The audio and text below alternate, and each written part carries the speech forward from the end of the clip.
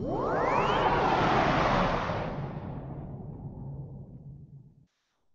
listening to Addie's Radio on the Vets on Media Network.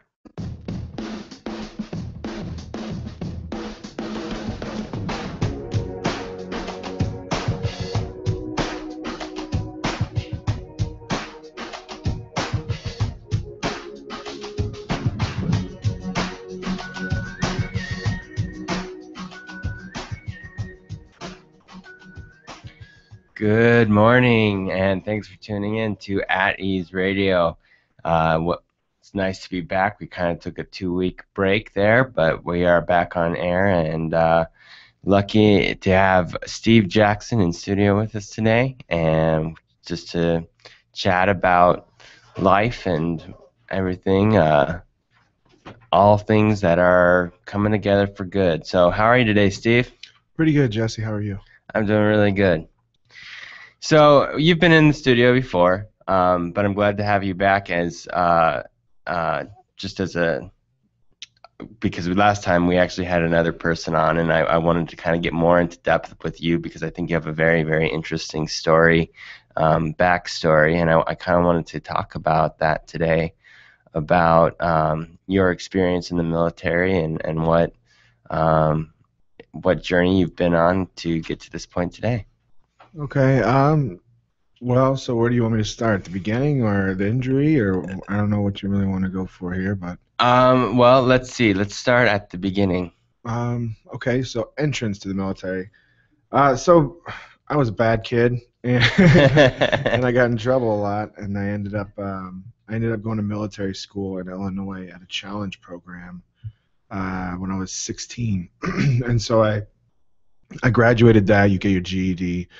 I finished when I was 17, which was a little too short to go to college and go to the dorms and things like that. So the way I got into the military was just kind of angst and wanting to get out of my hometown and wanting to kind of do something important and then wanting to travel. So I was working at KFC, trying to save up money to go to college the next year at 18, and I had talked to Navy recruiters when I was in the Lincoln's Challenge program, but I didn't really want to join the Navy. I was in a military school, and I was ready to go home and just relax and have regular life. And then I got home, and regular life was there, but it was a 7,000-person town with nothing to do but get in trouble. Yeah. So I was walking to KFC every day, didn't have a car, walking back home, and trying to get ready to go to college, but then I was like, I don't know if college is really even worth it to do right now, and I don't know if I could really even put myself into it right now. I didn't feel like I had the self-discipline to do it. So, I was a little unconfident in regards to that, and then recruiters came in to KFC one day, and I started talking to them, and about 2 weeks later, I ended up shipping out, and I went to basic at Fort Benning. I was still 17. And this was the Army, right? Army recruiters, yeah. Yeah, so I went to basic at Fort Benning in 2002, in May of 2002, and then headed out to, I was in Fort Gordon, Georgia, my MOS. I fixed night vision and I fixed radios, really. I was a 35 Echo and 94 Echo, and then in the same shop, we had the night vision repair, so I learned how to do that, and a bunch of other electronic repairs. And then so I went to Fort Gordon, and after Christmas I went to Hawaii January 2003. Right before I went to Hawaii, I found out my dad had cancer, so that was kind of a wreck. So pretty much for the first half of 2003 I was dealing with that, and then he passed in the middle of 2003. After that, that's when, during that time really, is when the whole Iraq war started. When in March we watched, you watch it from the DFAC or whatever. We were in Hawaii, so you go there in the mornings and see what's on. And it was pretty crazy. At the time, Hawaii was never supposed to deploy. Afghanistan wasn't a huge war. It didn't have as much going on. There weren't as many soldiers dedicated at that time. So a lot of units weren't even deploying. And then all the talk started once Iraq started, and they had to start replacing soldiers. So they ended up telling us, oh, you're going to go to Afghanistan for 6 months. No, you're going to go to Iraq for 6 months. No, you're going to go to Afghanistan for a year. And then finally they settled on it's going to be Iraq for a year. And we learned that about 15 days before we were supposed to go in January. And I ended up going to Iraq. We were the second rotation in January of 04. And we drove up from Kuwait to Iraq, and then I was a FOB. Ended up going on a few convoys. I got to go to Hawija, got to go to Tikrit, got to go to Balad. So went on a few convoys, but for the majority I was a FOB and had, mortars in, so it wasn't that bad. But I don't know, they were dealing with it on the outside, so I always feel kind of horrible about that. All the people that had to deal with it, and we got to be in the kind of seclusion of the base. And so then I got back in 04, 05, re-enlisted for a striker brigade because we had time off, and I started going to school a little bit. Completed almost my associate's degree before we left the second time, and the second time got deployed to Taji, and this is 07, 08, right after the surge. So they were drawing. Our rotation was supposed to be the rotation where they drew down troops. So we ended up having to draw down troops. Our striker unit, our electronics shop, we had about 24 people in.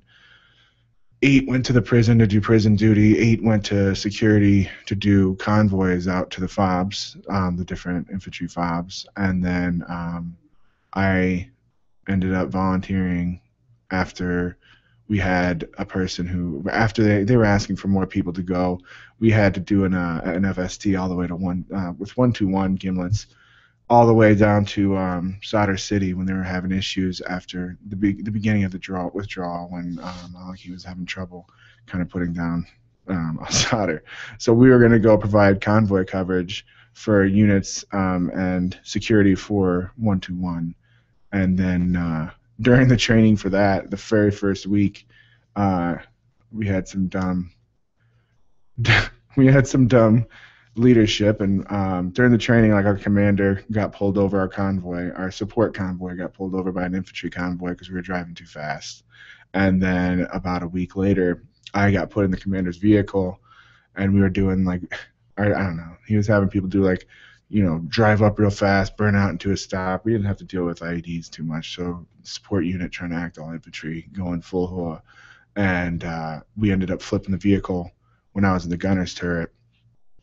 And I got lucky. I stayed in the vehicle. We had a sniper cover over the top, but it crushed my head. And, I woke up. I woke up hanging from the little sling underneath. We didn't have our Humvee wasn't equipped with the whole seatbelt or harness thing that they were supposed to have. It just had the little strap underneath. So I woke up hanging on that. I guess we flipped 2 full times from what I've heard. Yeah. But woke up and they're asking me, "Are you all right?" And I tried to push myself up. My left arm gave out. I guess I snapped my elbow and my thumb on the left side, and my left collarbone broke. So I'm like, okay, that one doesn't work. And then I try to push myself up with the right, and you just kind of go forward and try to keep yourself calm. So they ended up pulling me out of the vehicle, and they got out, and I remember they were talking about, well, we could just drive them back, and they didn't want to do the medevac because it would take a little long, but I did not want them driving after that. Yeah, it was not trusting them. No, so I just screamed. I was like, fuck that, don't drive us back, that sucks. Yeah. And so anyway, they ended up getting a helicopter. I had 2 chest tubes, and they took me to the first. I always remembered in I was combat medic or whatever you do, the combat medic training. So I always remember them telling you, if you get to the first hospital, you're probably going to be good. And so I just tried to force myself to stay awake till I got to the first hospital, and I remember them just tearing everything off of me. And then I woke up at Walter Reed a week later. They put me under, and I woke up there, and they induced a coma, and I had trouble getting out of it. I had a brain injury, moderate brain injury, and then broke my nose, broke my neck. I was in a thing for a little while, and I didn't even know that I had done that. I mean, I didn't know because I thought I was just trapped, and I woke up kind of trying to take everything out. But Man, that's crazy. What was that experience? I mean, so you woke up and you're woke up at Walter Reed, and then I couldn't walk. I couldn't sit up because your muscles atrophy Uh-huh. so much. And then, you just start. They like, do you know what day it is? I got pneumonia. I got a blood clot. I had to get it was pretty. It sucked. It was no fun, man. And Yeah. like they teach you how to walk again. You have to sit up. First you sit up, then you try and like push your legs off and get up, and then I don't know. It's just Walter Reed too it's a very humbling place to be too. All the worst injuries go there, Yeah. and it's just really really sad to see everyone there. It was really hard, and I had 2 kids at the time that were with me, and I remember my daughter, either my daughter or my son was like 3 years old, and we were in an elevator, and they'd asked like what happened to your legs to a guy, and you're like as a parent mortified and freaking out. So I'm like, I scream, smack him on smack him on the butt, tell him to get out of there. But it was a humbling place to be. But there's a lot of motivation there, a lot of people who are on the back end of the battles, on the back end of the battle, and trying to get better and trying to recuperate and trying to be positive and trying to be motivated. So it's also a very motivating place. I remember there was always people that came in. I mean, they did tons of programs there. We had the Rangers come in, the Mets come in, all the baseball teams when they'd come into town would go. They'd get out a lot of baseball tickets, and then they had we had the last surviving World War I veteran Oh, wow. treated there at one point, so that was kind of nice to go see Yeah. and just be in his presence, to be like, this guy fought in World War One. That's a long, long time ago. Yeah. But it was surreal. I got transferred to Richmond, the Richmond VA, to a brain trauma clinic there to do further evaluation, and then transferred back to Walter Reed. Eventually, I ended up in August. So I got hurt in April, and then in August I went back to Hawaii, which was where my home unit was, and I just went to the WTC there. Mm-hmm. So it was a long ordeal, and then for the next 2 years, I was supposed to get out January 09. I didn't get out until December of 10, so almost 2 years past actually, no, January 11 is when I got out. So Uh-huh. about 2 years past my ETS date, and the entire time I was just doing surgeries. I think altogether 9 surgeries, and that's, compared to everyone else, that's not very much. Yeah. It's not even Yeah. that bad. So Well, now tell me a little bit about the recovery, because we've talked, about this a little bit, about the recovery process and what you did to kind of get out of that. I mean, because first of all, I remember you telling me about the brain trauma and her telling you kind of what to expect for your life. yeah, so I went and when I woke up, I saw double. So right away, I was really, really worried about, how my brain would work and like what my functionality would be moving forward. I think that's one of the first things you think is like, well, what am I going to do? I can't do construction. I can't do certain things. It's going to be hard to ever even do any of that anymore. So like one of the first things I tried to do was read a newspaper, and I'd get headaches trying to read more than 1 or 2 paragraphs, and then daily I'd try and read more and more. And you just sit there and read as they're like taking out the sutures or putting stuff back in and cleaning things, and I just try to read. There's not much to do. There's like 9 channels on the TV, so you can either read, watch TV, or sit there. And I was in the bed. I couldn't walk for another probably 4 or 5 probably, I don't know, what is it? I don't know, 2 or 3 days after that, 3 or 4, something like that. I started walking, but it was just slow. And even when I did walk, it was very, very painful. You're carrying around this stupid tower, and you get all these things attached to you. I didn't get the feeding tube was out, but the catheters weren't, and all the stuff attached to me to check my pull. Like, I don't know. You have all these cables attached, and so I went to the brain trauma clinic, and I told them. I remember telling them what I wanted to do, and like that basically I wanted to go and get all these degrees and go to law school and do these things. And I remember looking back at them, and the psychiatrist that evaluated me said I had delusions of grandeur in his notes, and I was like, God dang, that's son of a gun. Yeah. And I don't know, so it was always kind of a sticking point for me. I'm like, well, veterans should have delusions of grandeur. They should try and do whatever they can do, and they should try and be as positive as they can possibly be. It shouldn't be, you know, well, I aspire to go and work at McDonald's when I get out of the military, Right. and that's what I aspire to because that's all I can do. I'm not going to have any delusions of grandeur. But so yeah, I remember seeing that, and then I got to Hawaii, and the warrior transition unit there was a lot different. They're all about getting to formation and being at formation and making sure that everybody's accountable for. And I get it. There's a lot of people that'll try and take advantage of the fact that you don't have a huge level of oversight sometimes. But it was really frustrating when you're trying to go to class and they want you to go to formation instead of go to class or go to this like meeting or briefing or whatever. And it's like, look, you want wounded warriors to heal. Don't force them into doing these stupid things. I remember, and it wasn't even that. I mean, it was just a lot of dysfunction. Like it's army dysfunction. There's always like the whole hurry up and wait, and it's even worse when you're in a ton of pain. Yeah. And it's hurry up and wait, and then and you're trying to heal and move on, and I feel like that's kind of holding you back. Yeah. And so at the time, I couldn't do much PT. I had a back injury, and then I had knee injuries, and then I had my elbow, which they put a plate on it. So it snapped, and they put a plate around it, but the plate was hitting a tendon, so I couldn't even open a door with my left arm or do anything like that. And so it was kind of those are kind of issues. They're like, oh, we want you to do, this kind of PT. They'd get mad because you didn't want to go and do PT in formation, but you wanted to go to the gym and do something that wasn't going to be horrible on your body. Yeah. And it was a lot different than Walter Reed. They were, but they were, I guess, you just fight. But it's a fight. You got to fight with the command every time you want to go do something. Every time you want to go to school. Every time you want to. Miss a safety briefing to go to class because your class is 30 minutes away or whatever. Yeah. And then I remember one time, I don't know, that was kind of it was a hard time at the warrior transition unit because then all you hear about is, the suicides army-wide, and they're like, oh, you need to get psychiatric or psychological help.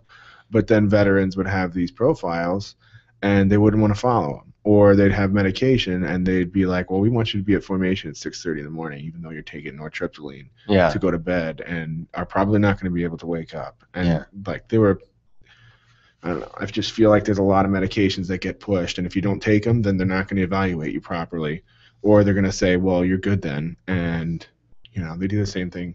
It seems like they do the same thing at the VA. If you don't want medication, then you're not admitting you have a problem, and you're not admitting that you've got PTSD, so we might as well evaluate you as you're okay. Yeah. And in the Army, when you're waiting on a med board for years, then, it's really frustrating. You have veterans who believe in it, and you have veterans who believe in it, and they'll take all these medications. And I have, you get friends that are like almost suicidal because they're like, I'm taking all these medications, but I'm still screwed up in the head. I'm still having trouble functioning. I'm still having a ton of problems, and they just up the ante. And then you have these veterans that are like, they just look dopey sometimes, like they feel dopey. And you feel like numb. And I never liked that, so I stopped taking them. Like, I remember they tried to put me on Zoloft and nortriptyline, and at the same time I was on OxyContin for the pain, or Vicodin, or one of those things. It was a 10 milligram OxyContin, and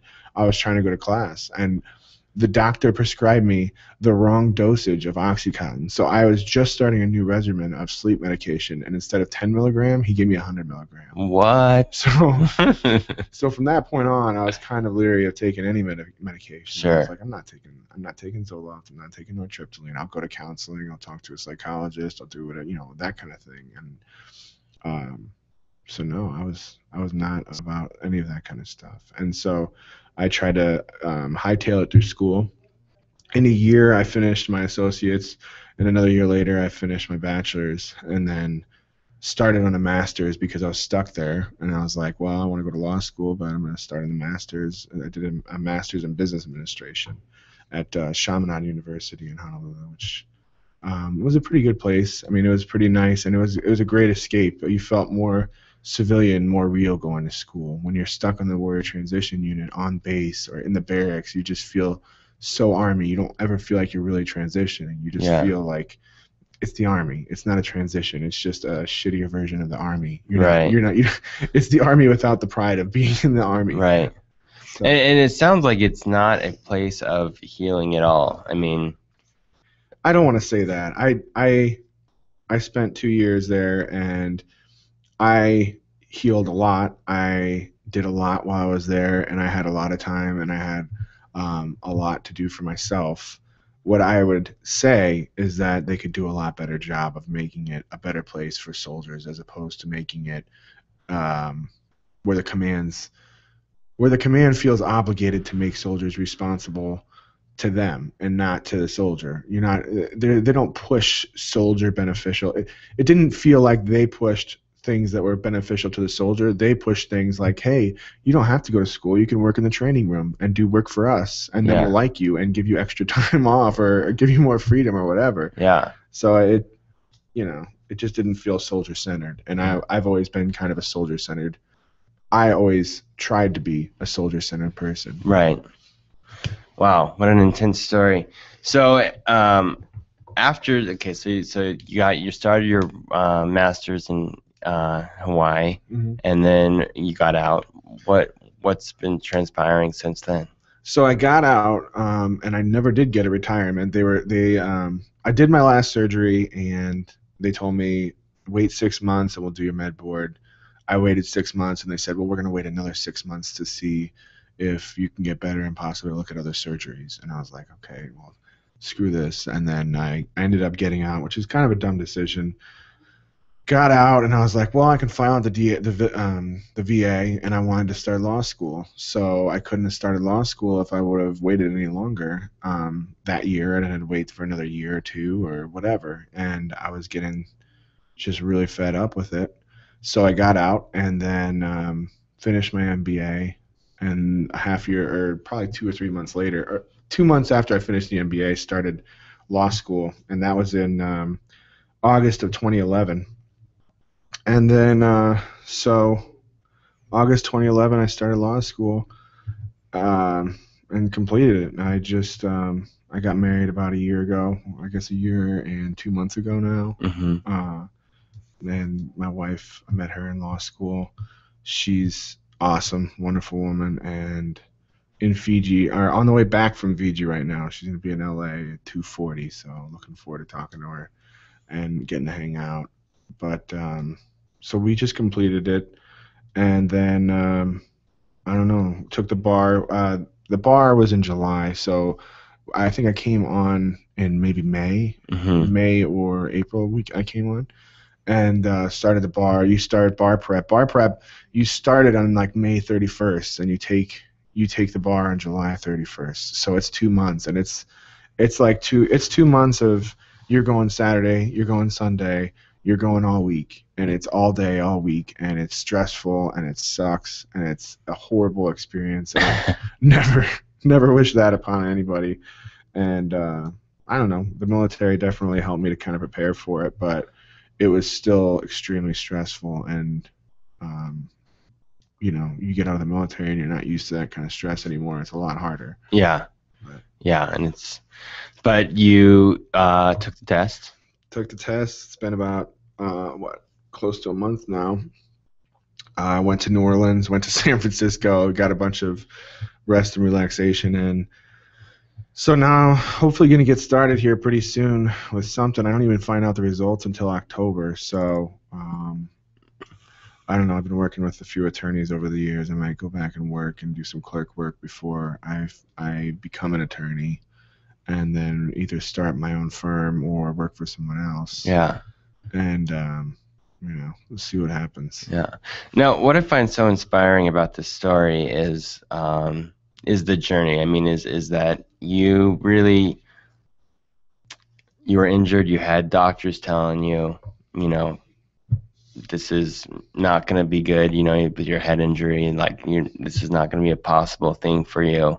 And here you are, you know, a couple years later, all these degrees under your belt, all of, you know, all of this thing. Now, what would you say to a soldier who is going through a similar kind of situation, that is maybe not in the best place right now? Yeah.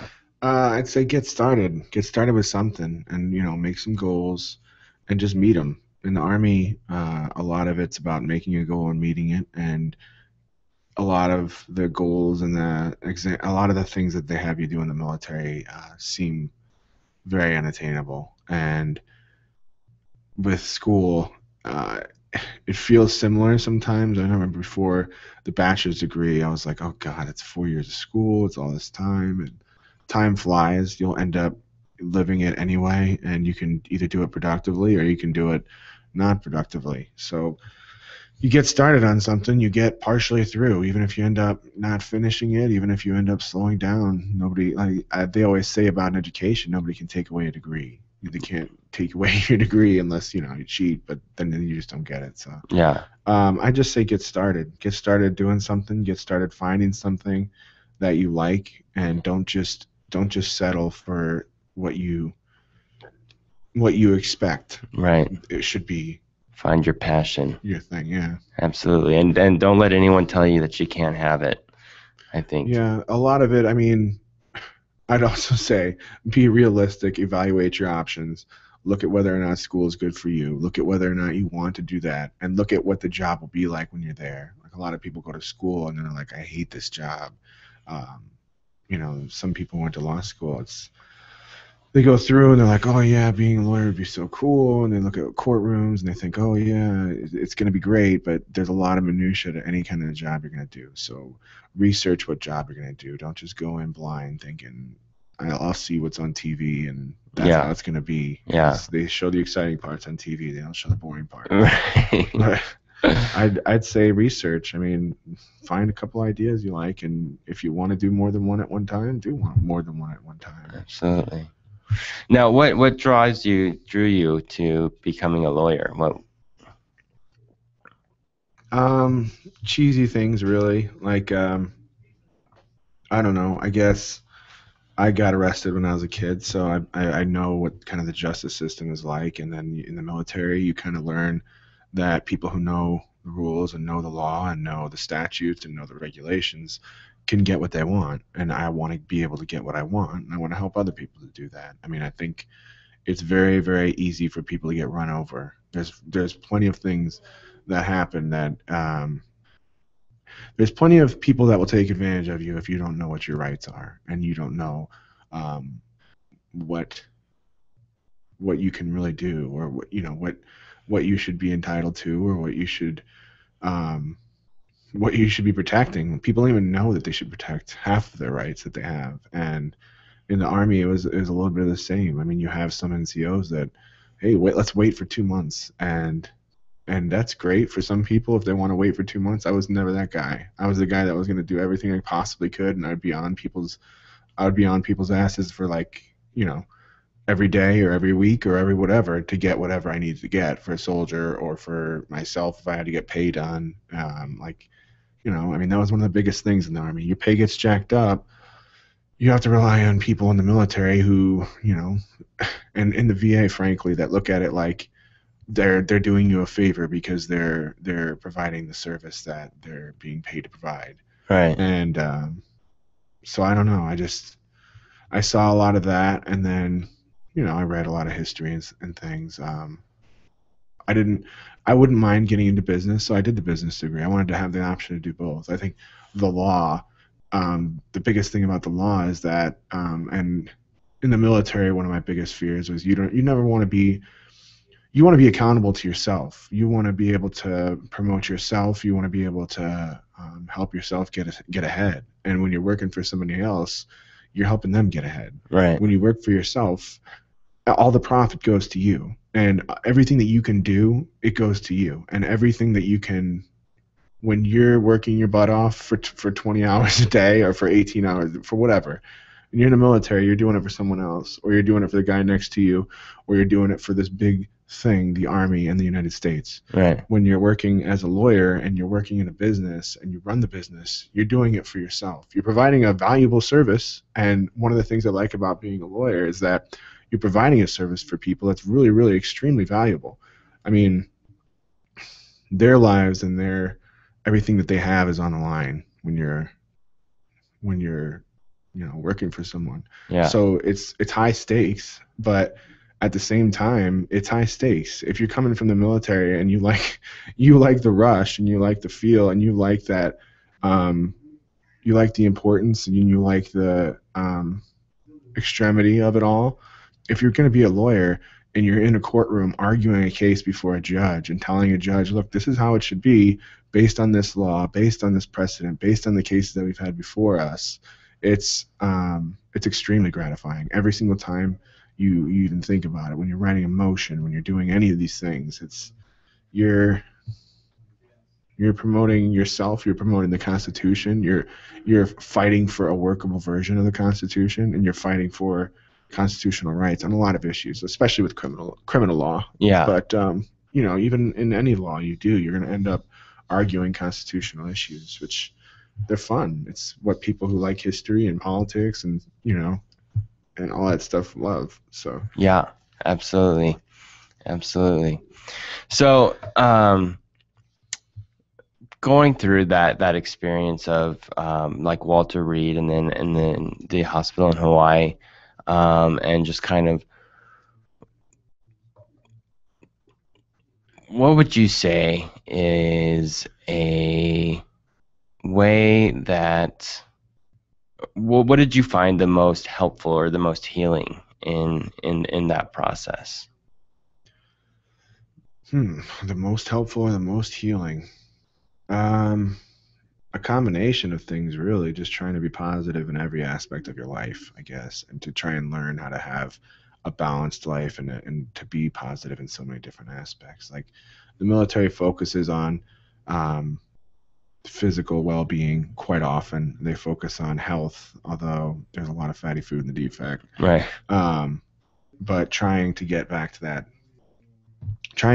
health in every aspect of your life and to have positive things going on in every aspect of your life, I think, was the biggest healing method. And you're never really, I don't feel fully healed or whatever. I've always had lingering effects. I don't know about everybody, but for me personally, there's always lingering effects. There's always lingering things. And even my wife, who I met after military service, it's all foreign to her. So every little thing is pretty much on display, and it's foreign to her. It's nothing she's ever had to deal with. So, I guess just moving forward and being normal, like moving from the military and trying to forge a normal life, or a life that's worth living. You think when those accidents happen or when those things happen, you think, well, I've only got so much time. And for me, after I got hurt, it was utilizing every minute of every day and making sure that all my time was used in a manner that I would be proud of when I died, or I would be satisfied with my life when I died. So all my time, I try to make it so that I'm just satisfied. I want to be satisfied when I'm dead. I don't want to be, I'm never going to be satisfied pretty much until I die. And I'm looking back on it, and I'm like, man, that was a pretty cool life. Because, sometimes you take a look back and you're like, wow, you've done a lot, or you feel like you've done a lot, and you feel like it's been a long ride. And so, yeah, it's kind of gratifying, but you're still never satisfied. There's still always another mountain to climb or another thing to do, and I think that's the most gratifying thing. Dun dun. I can't get no satis. I think you bring up a really good point, and I want to talk about that for just a moment. But I love how you say we're never really done. I mean, it's always, and I think that's part of the journey and the fun of life, is that it's like there's always going to be another mountain to climb. There's always going to be another challenge. There's always going to be, and so instead of, it's not about necessarily looking for satisfaction, because we're never hopefully ever satisfied, because if we're ever satisfied, then it's like that's when growth stops. Yeah. But really learning to love and enjoy the journey to wherever you're going, to get over those humps, and to, you know, to appreciate the mile markers and the thing. I mean, that's kind of what I was getting from what you were saying. Is that kind of accurate, or what? Hmm. Yeah, and it kind of, I don't know, I was thinking about it too, and you know, there's always like the cliche of people saying high school are the best years of your lives, and you know, I think sometimes you look back and you're like, man, the military was some of the best time in my life. You know, I had 8 years of, you know, living in Hawaii and going to war, and meeting really great people and doing really great things, or feeling like, you know, it's just this massive thing. And so I think, I don't know if there's a tendency for people to think it's like one of the biggest things you're ever going to do. But for me, it was like, I don't want that to be the biggest thing I'm ever going to do. I mean, Right. it's going to be one of the best things, and I'm sure in my life that'll be one of the things I'll look back on for years with a ton of pride on. But I don't want that to be the best thing. I want every day to be the best thing I do, and I want every Yeah. day to have um, importance, and to just take advantage of every day. Yeah. Great. So looking down the road, you talked a little bit about, you know, at the end of life, looking back, and what legacy do you want to leave on the, like, when you're at the end and you're looking back on your life? What do you want to say that you've accomplished, or the feelings that you want to? I don't know yet. I'm still, I guess I'm still kind of the guy that doesn't know what he wants to do when he grows up. So I just want to be able to take advantage of opportunities, and I'm trying to set up goals that are attainable in the near future. And as far as the far future, I'm trying to leave every option open. And when I grow old, I want to be in a position to say that, you know, I took advantage of the options that I had. I created a lot of options for myself and had a lot of fun doing it. So I don't know. I mean, as far as a legacy goes, you gotta. I mean, I've been reflecting. I guess you're kind of reflective on it a lot, but lately I've been of the mindset that, you know, you're going to pass away, and whether or not you set a huge legacy and you're going to be in the history books, there's going to be a lot of time, and you're going to fall off the history books eventually. Even the greatest people in the world have fallen off the history books, and people don't know who they are. So um, I just want to get the most out of it, and I want to hopefully make things better for other people. Like, you know, I want to be involved in veterans issues. I want to make an impact on the community. I want to make an impact on the community in general. So um, I want to be able to say that I've done that, and that I was a good father and a good husband and a good son and a good brother, and, you know, I just generally want to try my hardest to do the best at everything. All the relationships I have, all the people I know, I want to be the best person I could be for those people, and you know, for people I don't know, I want to be a positive impact in the world. I don't want to be a negative impact. I don't want to drag people down. Right. I love it. I love it. So, and we've talked a little bit about politics and going into becoming a politician. Let's talk a little bit about that. Like, what? Well, I like. I guess for me, one of the other things, since I've been since I've been even in Hawaii, try to be politically active and try and get involved in campaigns and things like that. So, you know, it's volunteer work. You meet a ton of people. It's gratifying, especially if you believe in the candidates that you're helping. So I've been involved in a few races in Hawaii. I helped out a couple, like a congressional candidate and state candidates. I'm actually a big proponent of state races, and helping to change and shape state races and things like that, just because I think that they have a lot of impact locally, especially here in Arizona. I mean, you see just a ton of impact from the state, and there's a lot of things that people don't know that the state can do for you and the federal government can do for you, especially veterans. If you look at last election cycle, or the last legislative session, there were a few veterans bills that nobody knew about, and one of which was a bill a bill providing tax cuts for companies that hire unemployed veterans, and it was the same bill provided a mechanism for the state to give a veteran's preference and an advantage to veterans-owned businesses, and it didn't pass. And it didn't pass because it was, it got stuck in committee, and basically people didn't push it. But you don't have veterans knocking down the door because veterans don't know. Veterans don't know. And honestly, I don't even think the veterans organizations know. I mean, if you look at the VFW, the American Legion, the DAV, and these other organizations, at the national level, they're pushing things. And the CVA and American Legion kind of got on board after the whole Phoenix VA crisis to push legislation allowing them to fire higher level authorities. But at the state level, there's been no big lobby trying to get veterans bills passed through. There was a veterans bill passed through that had to do with child support and what was it? I think it was child support and combat pay, and not including combat pay because it's not a recurring payment in the calculation for child support. But the big bills, the unemployment bills, and it wasn't even I didn't think it had a lot of teeth. I think if you're going to talk about hiring veterans, you should have a tax credit for hiring veterans, or a tax credit for hiring veterans in general. Right. They were trying to help the unemployed population, which, I mean, I think that's great.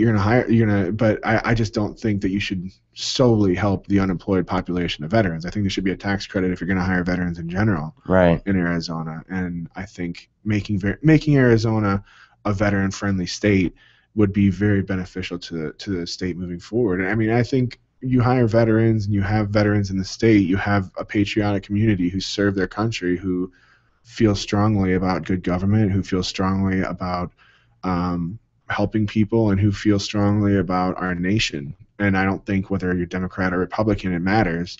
But when you're bringing in veterans, you're bringing in people who are passionate and people who are going to care. And a lot of them are going to vote. A lot of them are going to try and help veterans at any cost. And, I mean, I think at the state level, we should be able to do that. So that's why this election, I kind of got involved in a race here in Scottsdale and Fountain Hills with and primary days today, actually. All the votes are complete for today. So got involved in a couple races here, helping out a couple candidates in this district. Michelle Ugenti was running again for the House. Tom Cavanaugh ran for the Senate. They were the LD23 team in the House last session and last election, and Michelle Reagan was the senator from this district. She ran for the Secretary of State. So right now I'm helping Mr. Cavanaugh's primary opponent. His name is Jeff Schwartz.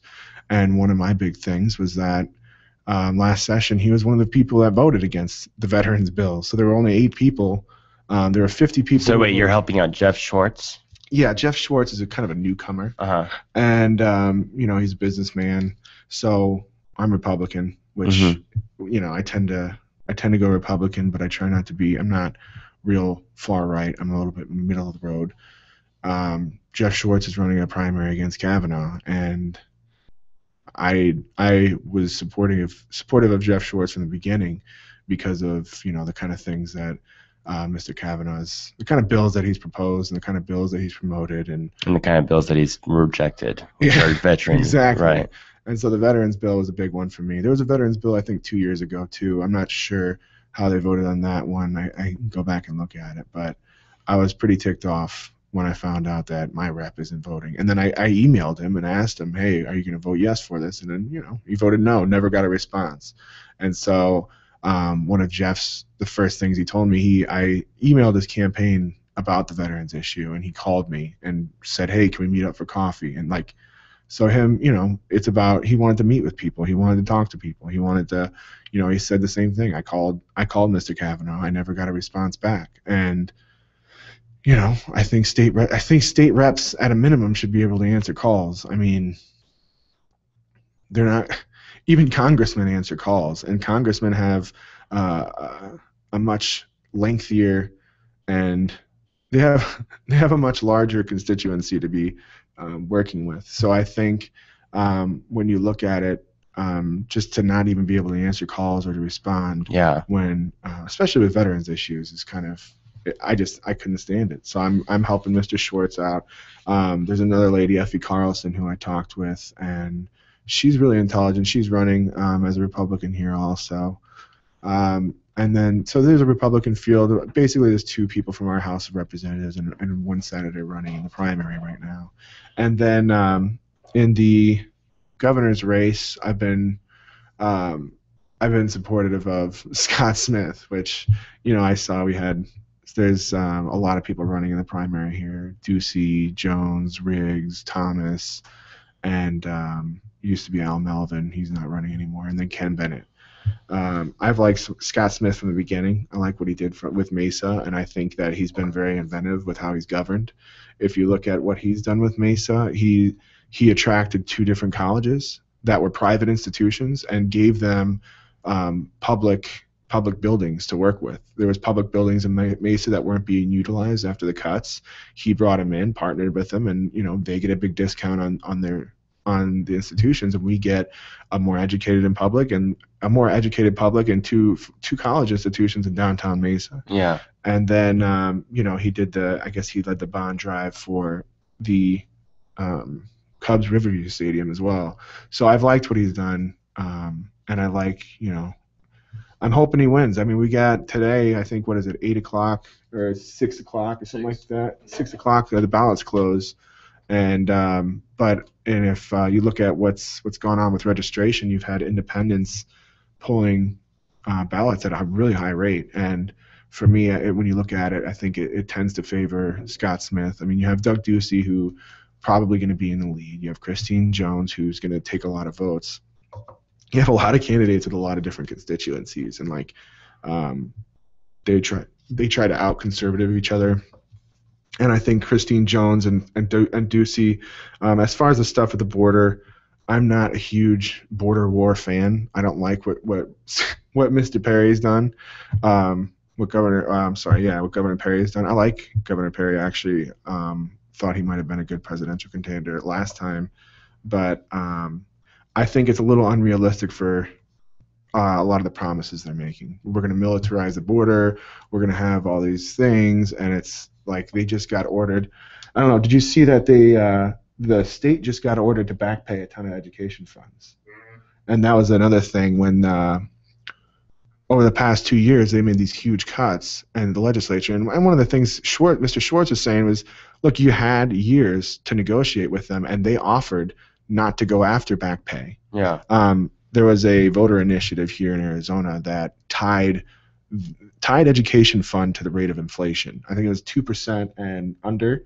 And when the recession happened, the legislature cut below what that should have been. So recently there's been court battles on, 1, what rate of education funding there should be per year and where it should start, and 2, should all that money that was supposed to be paid back. Mm-hmm. And so now, after these 2 court battles, that money all has to be paid back, and it's a large amount of money that's going to create a big hole in the budget.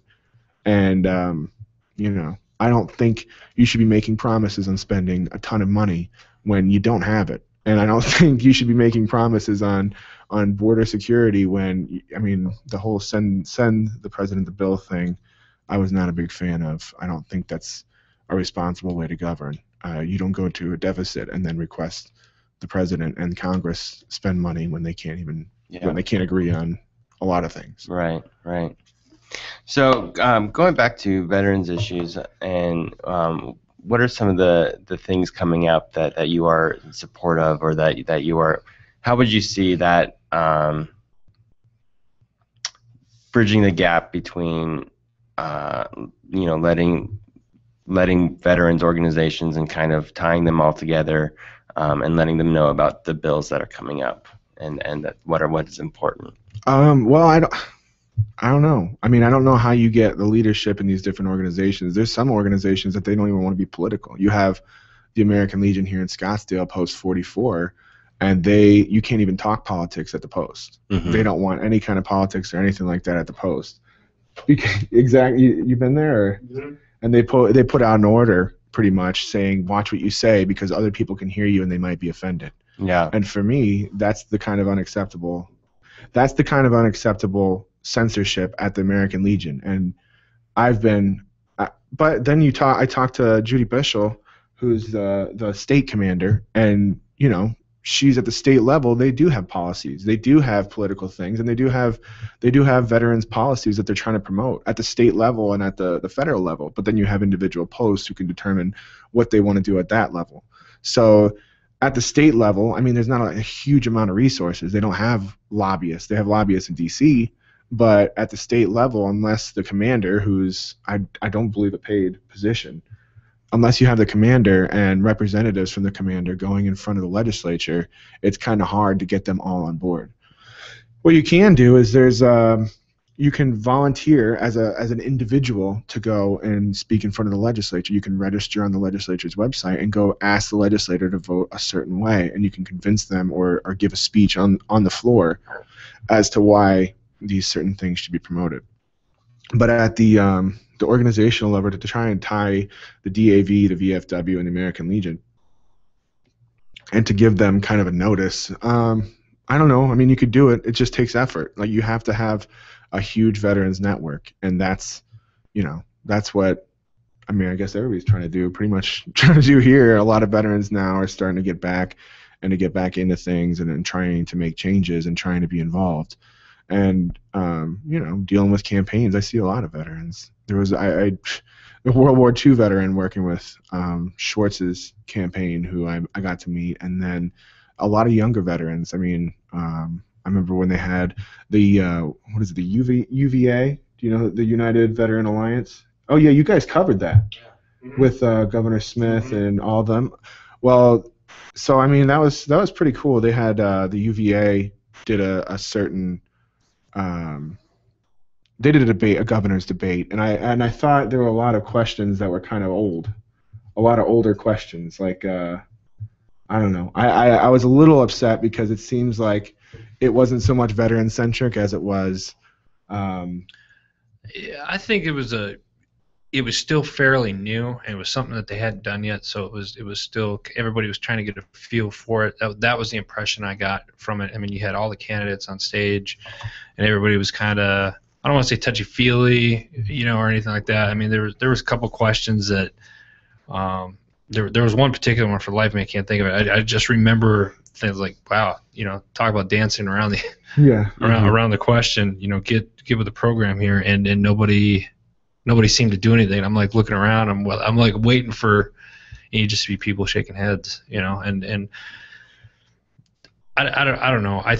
With politics, to me, it's like oil and water. Mm-hmm. It's and I've always said I'm not a big political fan, yet somehow the last several years, at least being in this business, you end up doing or being a part of it, at least covering it, and you see the empty promises that are made, or it's like, oh, who's got the best sales pitch? Yeah. Is Right. really what it boils down to. And I think there was a lot of good candidates that are going, and I'm going to be surprised to see who wins it. As you mentioned before, Ducey and Jones, you see a lot of them right now because they had the money, they had the financial backing, and it's usually somebody that's got the most money that doesn't always win, but it doesn't hurt either. Yeah. Right. You know what I mean? Exposure helps. And I think there's other ones like Frank Riggs. We've had him in on the show, and Frank's a big Second Amendment supporter. He's got experience in D.C. and he's been doing it for a while. And he's a family person too, and the fact that he is a veteran himself, and I think for the veteran issues and stuff like that, I think he should take the lead on a lot of that stuff, and that's my opinion. But it's neither here nor there. We'll find out here soon enough. Yeah, and I think what's going to happen. Whatever candidates are going to be there, I think the big thing from the veterans community is that you need to push these veterans issues to the forefront, and they need to know about them. Yeah. Whether or not it's a Democrat or Republican, they need to know that these issues matter to people who vote. I don't think the parties. I'm not a Democrat. I'm not a Republican. I'm a veteran. And I think we should start our own political group, or the veterans group, because I don't care what, it shouldn't matter what party you're from, as long as you're doing the right thing. Yeah. And I think there's too many career politicians out there. I think you should be limited to one term, whether it's 2 or 4 years, whatever the case is, and then go get a real job. You don't be a career politician. There's a lot of people out there, and then people will argue, well, it's hard because change doesn't happen overnight. Well, right, I get that. Rome wasn't built in a day either, but that doesn't make it right either. That why do these politicians get certain, they're excluded from any, Wall Street, investigations or anything like that. So there's a lot of things that they get a lot of perps for being a politician, and I get that, but to get into the good old boys club, if you will, is not an easy thing to do. But it doesn't make it right either. Yeah, I've always been a proponent. I don't mind. I guess I don't mind. I know a lot of people. I don't hate lifetime politicians. I don't think that there should be a ton of perks, and I'm against abuse of the perk system. Yeah, absolutely. But for me, I know the Rome wasn't built in a day. I just know that when there's a good politician and they're getting things done and they're making a positive change, I would rather have them in than someone else. And I don't dispute that with you at all. The only thing I will say to that is that I feel like with everything that's been going on the last several years, is that it's time to see a change. And there's been politicians that have been in office for several decades, and I think it's time for them to retire and move on and get somebody that's going to do something in there. Yeah. What would you like to see change for veterans? I'd like to see the VA system completely restarted and start from scratch. I think several years ago when there was that 1 million man backlog, obviously there's they say 1 million man backlog, there's probably one person had 3 or 4 claims that are in there, but if you took 1 million veterans and they each had one claim, pay them each $1 million, and start from scratch, and it would have saved the VA money in the long run had they done it that way, because they're spending more money now trying to fix the problem than had they just paid everybody outright. Yeah, they're paying about 17.3 billion was the bill they just passed out of Congress. Yeah. And now what they're doing is they're basically privatizing a lot of the VA care, which they could have done from the get-go and not had to deal with people dying. And right there, it would have been cheaper had you just paid everybody out. Have you paid everybody out? Yeah. As opposed to trying to fix. Well, it took me. But It took me personally 2.5 years to get my first full claim completed, and I filed January 26th of 2011. Yeah. And when you file and you're still active, they're supposed to put you on this accelerated list where you get kind of priority. Right. Well, they waited to file mine until February 1st. I submitted the paperwork January 26th. They waited. Right. And then it took about 2.5 years. And you don't see too many people who are happy with the length of the claims process. It takes forever. Mine was about 2 years, just shy of 2 years. And I was actually shocked that I thought, wow, that was fast, in less than 2 years. But I see guys that, 4 or 5 years later, I got a guy that a neighbor of mine, it took him 4 years, and I mean, he's broke in every which way, shape, or form, physically, and he's going through all types of issues. And now they're finding all different types of stuff. Like, oh, we need to test you for this, and this, or now you have this, and this. I'm just like, holy cow. He's like, what happened was he fell down some stairs, and he went in, and it took him to fall down a stairs to hurt himself. Accidentally, it wasn't on purpose, but it took an accident for them to actually start doing something about it, and it's unacceptable. It's unacceptable. Yeah, it's been pretty bad. So how do you think that? We're about to go on a break, but when we get back, okay. Well, so we're gonna ask. I just want to ask this one last question, and on a positive note, what is the best possible thing that we could do for veteran. Like, I like what you said about veterans starting their own campaign. Not in the sense that Right. Empowering veterans to have fun and to live from their heart and to live. I know for me, like, the benefits too. It was a nightmare, and the amount of time and energy that I put into all of that, and into just like trying. It made me feel broken over and over and over again, and every time I had to deal with it, I just felt broken and broken. And so I feel like that if we can have a movement of veterans coming together and like just lifting each other up, and you know what I mean. What do you guys think of that?